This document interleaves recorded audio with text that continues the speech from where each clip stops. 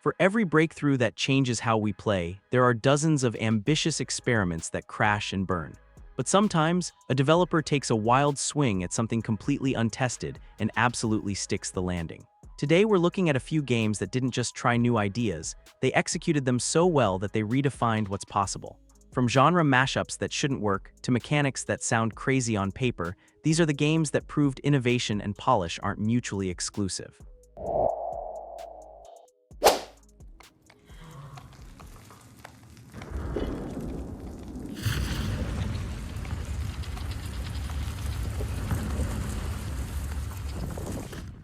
Let's kick this off with a game I must have played at least 5 or 6 times by now, Shadow of the Colossus. It showcases one of the boldest choices ever made in game design. Back when most games in 2005 were adding more content and longer gameplay, Team Ico did the opposite. They removed everything except what was most important. The result was a game focused on 16 battles with huge creatures called colossi, and pretty much anything that didn't directly support these battles was cut. The team realized that all the usual extra stuff in games often made the player experience weaker, not stronger. So instead of filling the world with things to collect, characters to talk to, and dungeons to crawl through, they stripped almost everything else away. The game became purely about facing those massive colossi. This meant no shops, no complicated inventory, no skill trees to level up, and no smaller enemies to fight between the big showdowns. You ride your horse, aggro, across vast, beautiful landscapes. Even here, the design is thoughtful. You guide aggro more than you directly control him, making him feel like a genuine, living companion. Together, you find a colossus, figure out how to defeat it, and then move on to the next challenge. The climbing system shows how this philosophy played out mechanically. Many action games treated boss fights as combat encounters with predictable attack patterns, but Shadow of the Colossus turned them into environmental puzzles where each colossus's body becomes the level you're navigating. You're studying these massive living creatures to understand how to climb them, and the stamina system creates tension by forcing tactical decisions about when to move and when to rest while you make your way up the bosses. The progression system operates completely differently from conventional games. Instead of getting stronger through stats or equipment, you improve by understanding the systems more deeply. Each colossus teaches you about reading movement patterns, managing stamina, or finding climbing routes, and these lessons help you tackle later encounters more effectively. What makes Shadow of the Colossus remarkable is how it proved that constraint could create more memorable experiences than abundance. By refusing to include standard game elements that didn't serve the central concept, Team Ico created something that feels completely unique even today. The 2018 remake demonstrates how well these design decisions have aged. Even with modern graphics, the core experience feels just as fresh and distinctive as it did originally, because the innovation was conceptual rather than just technical.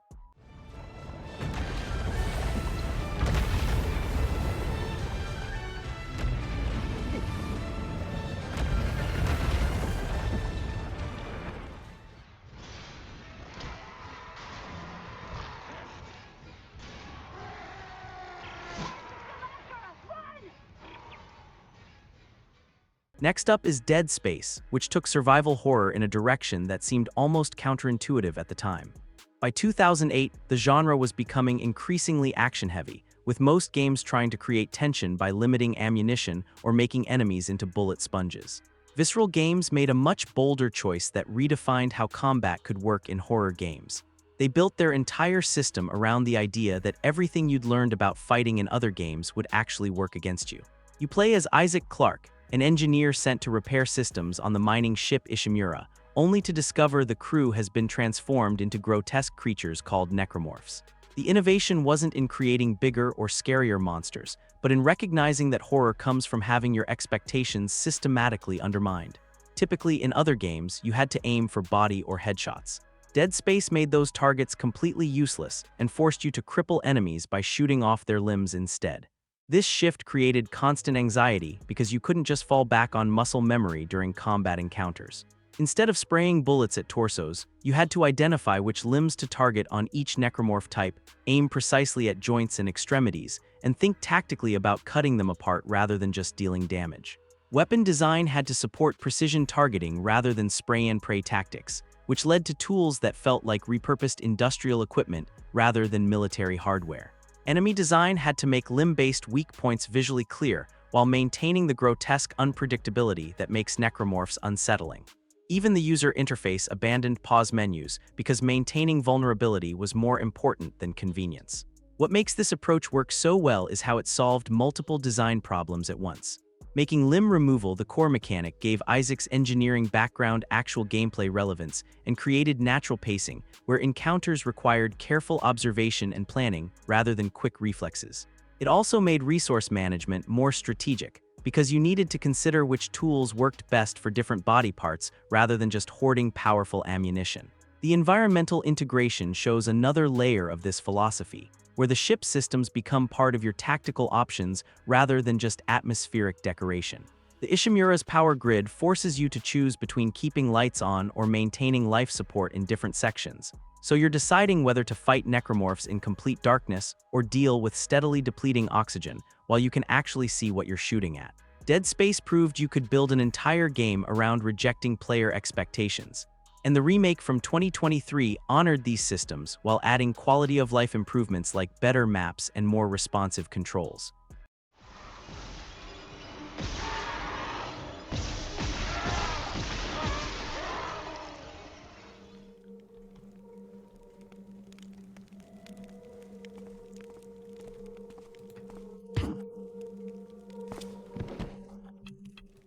Next up, we take a look at Thief, a game that dared to make stealth the entire point rather than just an option you could choose when combat got too difficult.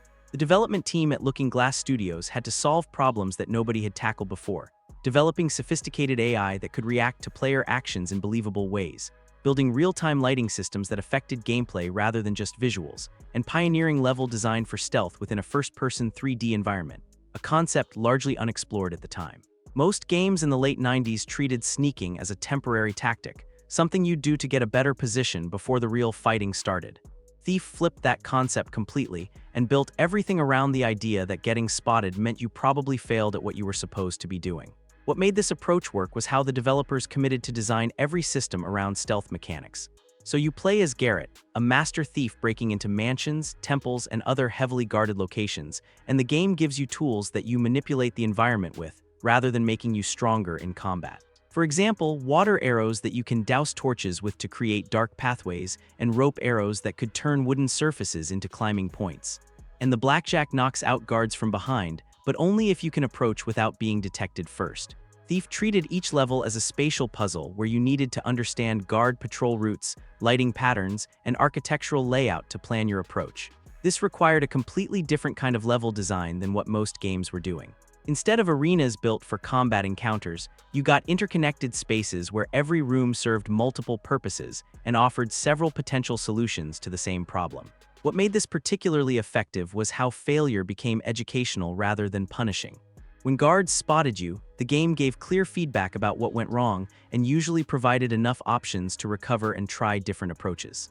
The influence shows up directly in later games like Splinter Cell and Dishonored, which borrowed concepts like environmental awareness and multiple solution paths. Harvey Smith, who worked on Thief's design, later became creative director on Dishonored, creating a direct lineage between the games.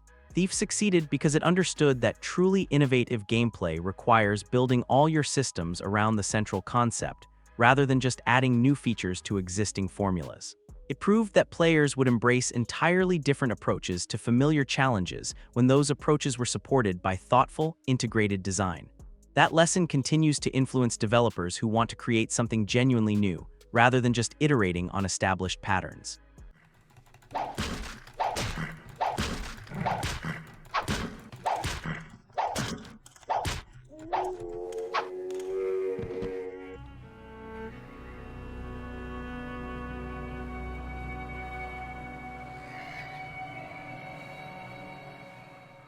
Brothers, A Tale of Two Sons tackled one of gaming's most interesting challenges, creating real co-op gameplay for a single-player experience. And director Joseph Fares and Starbreeze Studios came up with a solution that seemed almost backwards. They built the entire game around controlling two characters at the same time with one controller, using each analog stick to move a different brother. You play as two brothers on a quest to find the water of life to save their dying father. What makes this work isn't just the new control scheme, but how every part supports this main idea. The older brother is stronger and can boost his younger sibling to higher places, while the smaller brother can squeeze through narrow gaps. This creates puzzles where you're always thinking about both characters. One might distract an enemy while the other sneaks around, or they'll work together to operate mechanisms. The control system feels awkward at first because your brain isn't used to managing two characters at once. Your left hand controls the older brother, your right hand controls the younger one, and each has their own trigger for interactions. This awkwardness becomes part of the experience. Learning to work with both brothers mirrors how the characters learn to rely on each other. The game tells its story without dialogue, as the brothers speak in a made-up language. Their relationship comes through in how they move and interact with the world. The younger brother might goof around while the older one stays focused, or they'll help each other across terrain in ways that show their bond. The swimming sections show this perfectly. The younger brother can't swim and is afraid of water, so he climbs on his older brother's back whenever they need to cross rivers or lakes. You can see their relationship develop through these moments, where one brother's weakness becomes the other's chance to help. As the story moves forward, the way you interact with the controller starts to change in ways that reflect what's happening to the characters. Without giving away details, there are moments where your muscle memory becomes part of how the story affects you. The game finds ways to make you feel what the characters are experiencing through the physical act of playing. These moments work because the control scheme has trained your muscle memory throughout the entire game. When familiar inputs suddenly mean something different, it creates an emotional impact that wouldn't be possible with regular storytelling methods.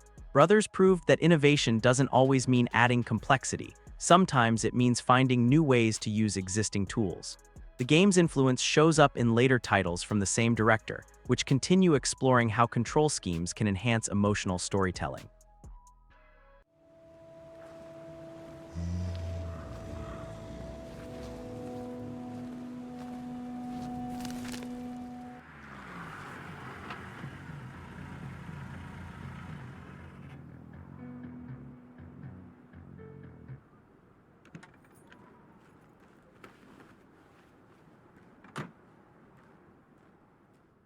Celeste represents another case of a game that tried something genuinely risky and managed to pull it off completely.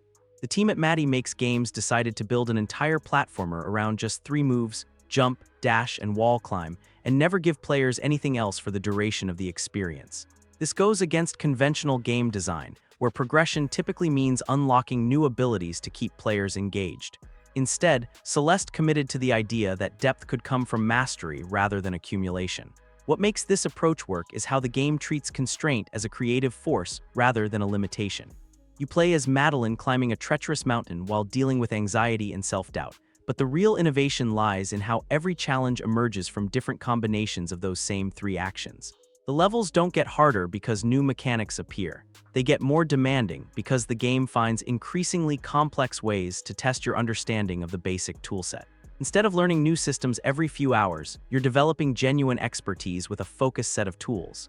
Each chapter becomes a test of whether you really understand spacing, timing, and momentum, and because your abilities never change, all progression comes from improved execution and tactical thinking.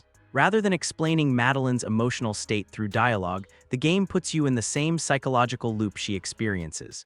You fail repeatedly, make small improvements, and push forward without knowing if you'll reach the summit.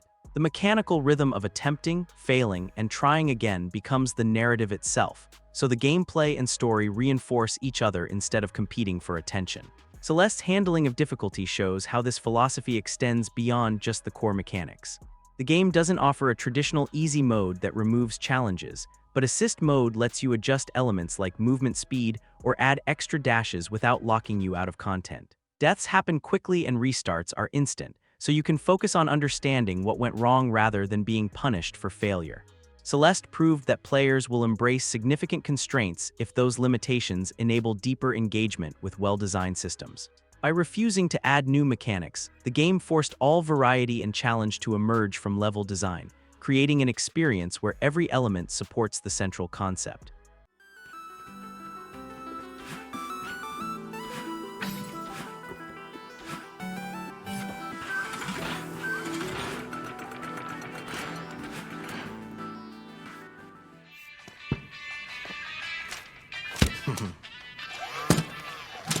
Shy, is it? Yep. Profession, rock star? future, Rockstar.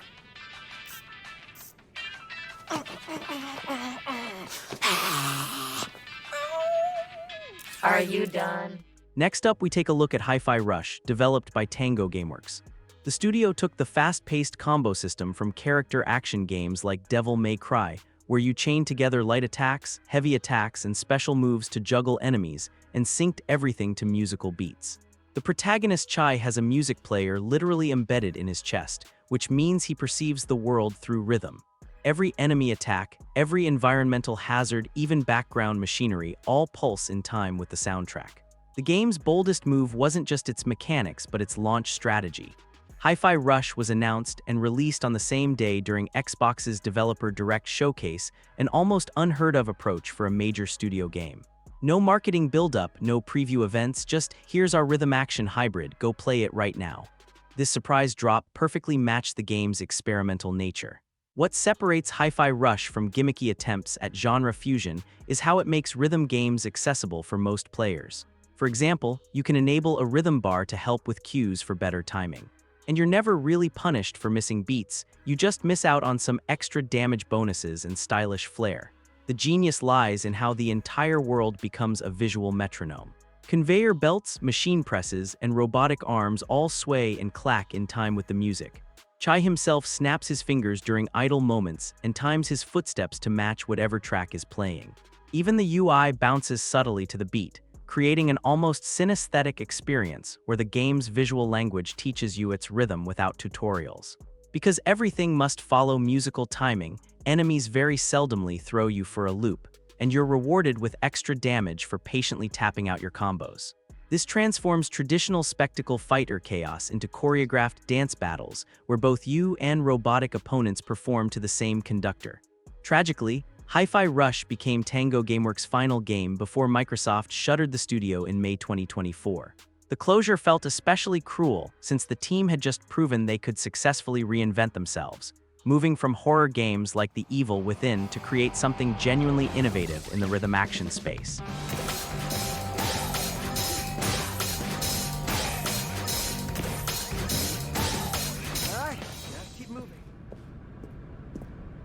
I still don't think we're communicating properly. Stanley walked through the red door. Oh, thank God you are willing to listen to me. Lastly, I want to talk about the Stanley Parable, one of the weirdest, but also most clever titles ever made. It's a game that spends most of its time making fun of games as a concept, including itself. You play as Stanley, but also you really don't. You make choices, but it keeps telling you that they don't really matter. And this confusion becomes the whole point. Stanley works in an office, pushing buttons when a computer tells him to do it, until one day everyone disappears and he's the only one left walking through the empty hallways.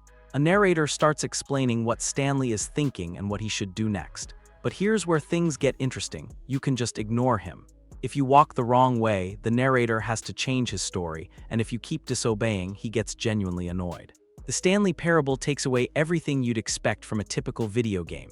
There's no combat, no typical puzzles, no way to die or fail. You walk around, open doors, press buttons, and sometimes solve easy navigation problems.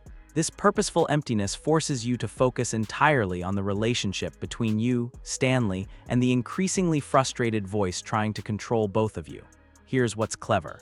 Every time you think you're being rebellious by going against the narrator's instructions, you're actually following a path the developers already planned. Find a secret room, they put it there. Break the game, they program that too.